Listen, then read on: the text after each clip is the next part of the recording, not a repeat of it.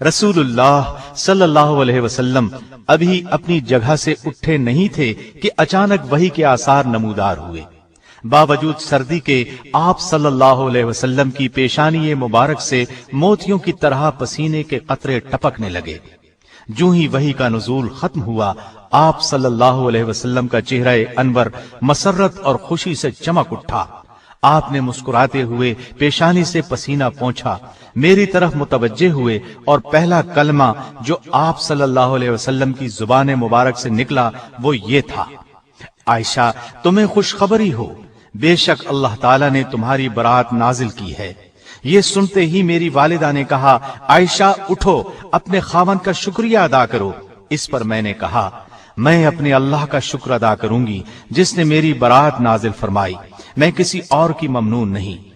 اس کے بعد نبی کریم صلی اللہ علیہ وسلم نے فرمایا، اللہ تعالیٰ نے تمہاری برات میں یہ آیات نازل فرمائی ہیں: تحقیق جو لوگ یہ بہت بڑا طوفان باندھ لائے ہیں یہ بھی تم ہی میں سے ایک جماعت ہے، تم اسے اپنے لیے برا نہ سمجھو بلکہ یہ تو تمہارے حق میں بہتر ہے۔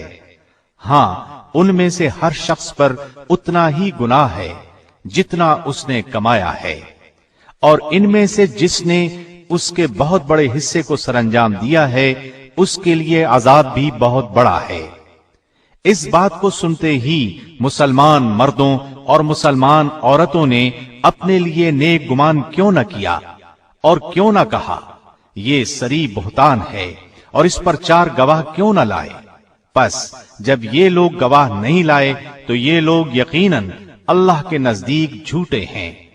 اگر تم پر دنیا اور آخرت میں اللہ کا فضل اور مہربانی نہ ہوتی تو یقیناً تم نے جس بات کے چرچے شروع کر رکھے تھے اس بارے میں تمہیں سخت عذاب پہنچتا، جبکہ تم اسے اپنی زبانوں سے نقل در نقل کرنے لگے اور اپنے منہ سے وہ بات نکالنے لگے جس کی تمہیں تحقیق نہ تھی۔ تم اسے ہلکی بات سمجھتے رہے جبکہ اللہ کے نزدیک بہت بڑی بات تھی۔ اور تم نے ایسی بات کو سنتے ہی کیوں نہ کہہ دیا کہ ہمیں ایسی بات منہ سے نکالنی بھی لائق نہیں؟ تمہیں یہ کہنا چاہیے تھا، یا اللہ تو پاک ہے، یہ تو بہت بڑا بہتان اور تہمت ہے۔ اللہ تعالیٰ تمہیں نصیحت کرتا ہے کہ آئندہ ایسی حرکت نہ کرنا اگر تم ایمان والے ہو، اور اللہ تعالیٰ تمہارے لیے اپنے احکام واضح طور پر بیان کرتا ہے، اور اللہ علیم اور حکیم ہے۔ تحقیق جو لوگ مسلمانوں میں برائی پھیلانے کے آرزو مند رہے ہیں ان کے لیے دنیا اور آخرت میں دردناک عذاب ہے، اور اللہ خوب جانتا ہے اور تم نہیں جانتے۔ اور اگر تم پر اللہ کا فضل اور رحم نہ ہوتا تو تم تباہ ہو جاتے، بے شک اللہ شفقت کرنے والا اور رحیم ہے۔ جو ہی نبی کریم صلی اللہ علیہ وسلم یہ آیات تلاوت کر کے فارغ ہوئے، سیدنا ابو بکر رضی اللہ عنہ اٹھے اور سیدہ عائشہ رضی اللہ عنہا کی پیشانی کو چوم لیا۔ اس کے بعد آپ صلی اللہ علیہ وسلم مسجد میں تشریف لائے اور مجمع عام میں ان آیات کی تلاوت فرمائی۔ پھر ان 3 حضرات مصطح بن اساسہ، حسان بن ثابت اور حمنہ بنت جحش رضی اللہ عنہم پر حد قذف جاری کی۔ 80 درے مارے گئے جو اپنی سادہ لوہی کی بنا پر منافقین کے دھوکے میں آ گئے تھے۔ ان لوگوں نے اپنی غلطی سے توبہ کی، اور عبداللہ بن ابی کے بارے میں مشہور قول یہ ہے کہ اس پر حد جاری نہیں کی گئی، اس لیے کہ وہ منافق تھا۔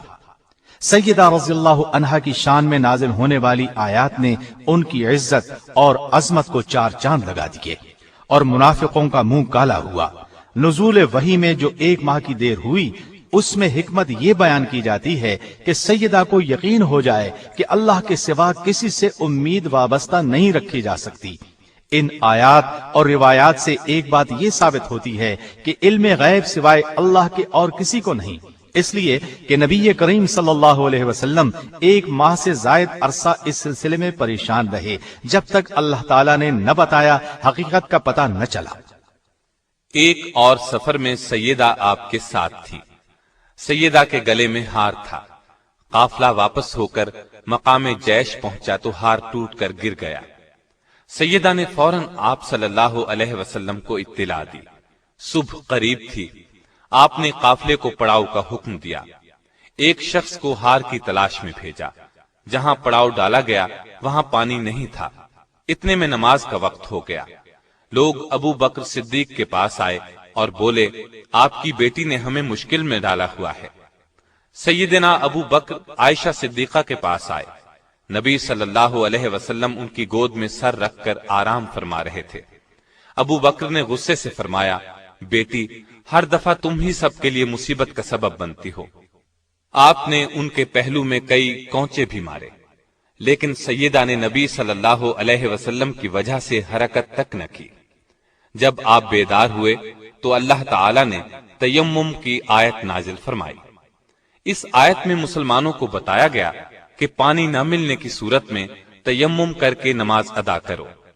یہ سہولت حاصل ہونے پر ابو بکر رضی اللہ عنہ کو خاص مسرت ہوئی۔ آپ نے 3 بار کہا، بیٹی، بلا شک تو بڑی مبارک ہے۔